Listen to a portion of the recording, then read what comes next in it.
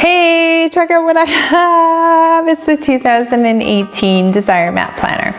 I bought a planner last year, the 2017 Desire Map Planner, after I had bought the book and loved the process and figured this would help me to stay in touch with my core desired feelings throughout the year.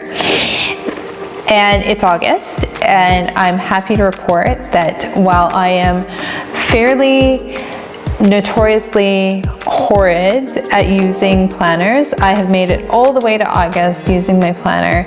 And that is why when Team Danielle Laporte sent out a request for people to be on the 2018 Desire Map launch team, I was like, I'm there, I'm so on it, because this is the best planner I have ever used.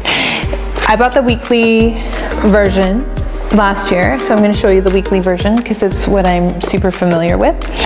It's beautiful. It's got this elastic thing to keep everything together. So if you're like me, you've got probably your planner plus several other things that you carry with you, so you can have like your little papers. There's also a place, like a pocket, to put little papers into if you have lots of extra little papers, and then you can stick your pen in here and carry it with you. And I do carry this all the time with me in case I have to plan something at the beginning of it. So here you can write down your goals for the year. So when you go through the Desire Map process, you come up with 4 or 5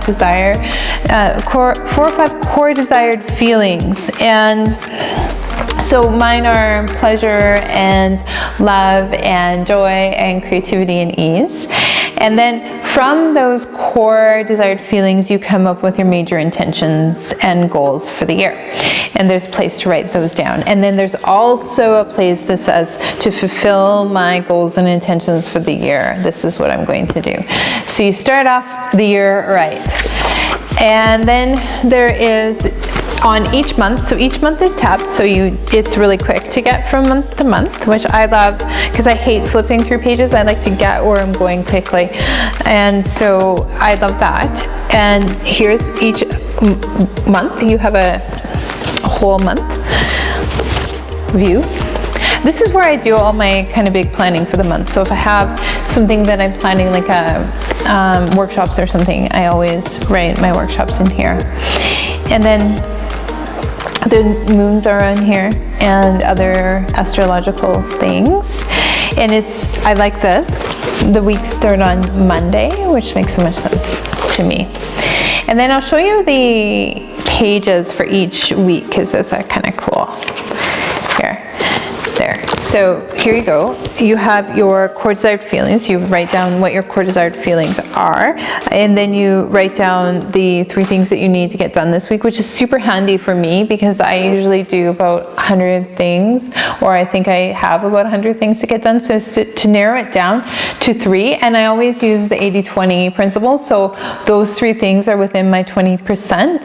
So 20% of things that give me 80% of my profit in my business. So I try to make sure that those 3 things are within that 20%, so that I'm doing things that are actually useful. And then, yeah, so there's like truth bombs on every page at the bottom. You get little truth bombs. This one, joy is power, and it helps to be clear on exactly what you're leaving behind. There is space to write what you're doing. So times and appointments or whatever. Here, it's actually, you can see there's little lines, and you can write here your to-do list. And there's not too much space for a to-do list, which is great. So this is Monday to Sunday each week. And there's a little spot up here that says what I will do to feel the way I want to feel. So some weeks I fill this in, some weeks I don't. If I'm finding myself disconnecting from my core desired feelings, or if I'm seeing that my planner is more full of things that make me not feel the way I want to feel, then I make a point of filling this in, and sometimes even taking things off my planner so that I'm always orienting towards feeling good. And then every week there's also this really cool thing. Hold on, I will turn turn the page so you can see. Another place to write your core desired feelings, and then journal prompts. And not a ton of space, so it's just, it takes maybe, Monday or Tuesday, and some weeks I do it, some weeks I don't. It really just depends on the week. If I'm feeling like I need, again, to orient toward feeling good, to really check in, to inquire. If I'm feeling stressed, I know this is going to be a really useful exercise for me. So there's soul prompts. So this particular week, there's a question about what is sacred. A question about how did you feel when you woke up today. I love that one. And then there's a stop doing. Every week there's a stop doing, which is super useful. And every week there's a want to change, again, super useful. And every week there's gratitude, and always, always gratitude, rooting into gratitude, and being specific with that too is really important. And this is my favorite page every week. It's the blank page. It's ideas, desires, and wisdom. Sometimes I have great ideas, and this is where I always record them. I put my passwords too. And I put if I have a conversation, a phone conversation or something, I'll use this for notes. So anything I know I need to refer to, and I don't want to lose where I've written it down, I put in here. So that's it. It's great. This is such a great planner. And if you are curious about the Desire Map process, there are links in the description below to my facilitator page, and you can click on those links and perhaps join me for a facilitated Desire Map experience. And you could always pick up the book. I'll include a link to the book.